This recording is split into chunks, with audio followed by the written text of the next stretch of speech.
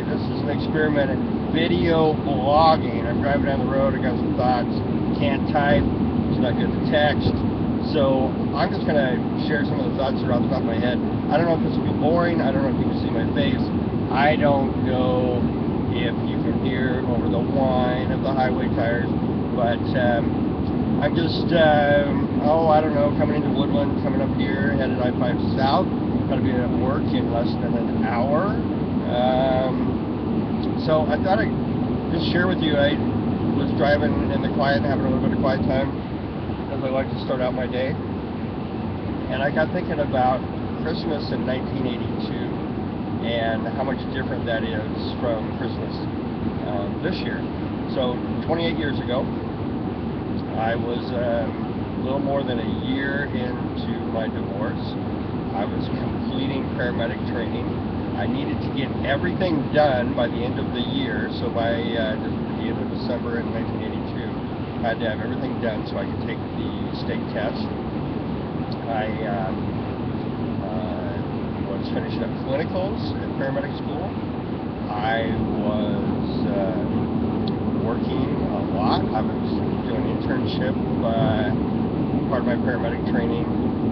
Probably doing about, I don't know, 180, I don't know how many hours it was, 100 plus hours a week,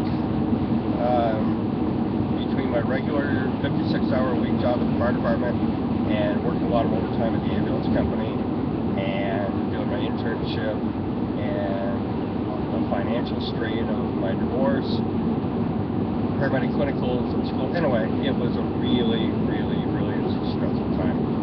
I didn't have a lot of good stress relieving skills, so I was resorting to chemicals that would alter my mind, mostly alcohol, and I not really drank up until that year.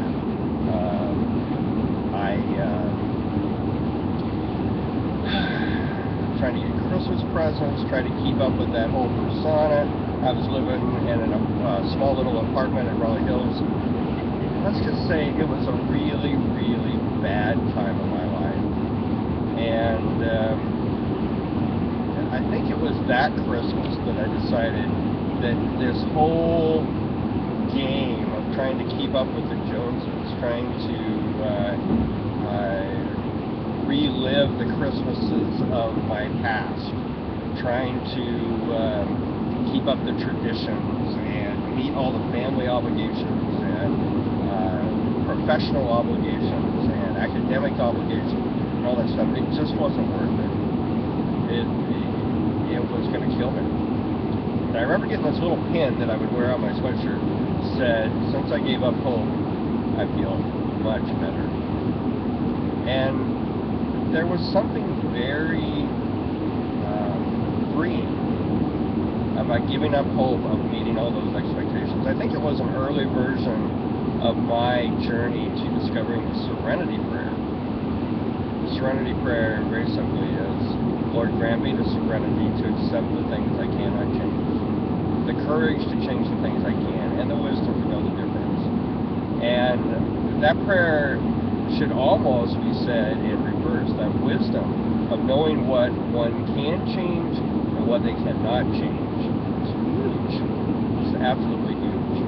And learning there were certain things in my life that I couldn't change. I could not change the fact that I was going through a divorce, and I was very angry and I was very bitter about that.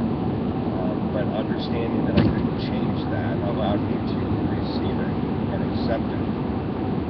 I could change the fact that I could do well professionally and in my paramedic program, and so I dove headlong into that. Later I learned that I didn't need alcohol and rock and roll and party and all that stuff that goes with it in order to be happy. But that took several more years to figure that out. It's only by the grace of God that I got through that Christmas, and only by the grace of God that I am living the life I'm living now, with my wife, with my kids, working the job I am, being free of the employment constraints that I had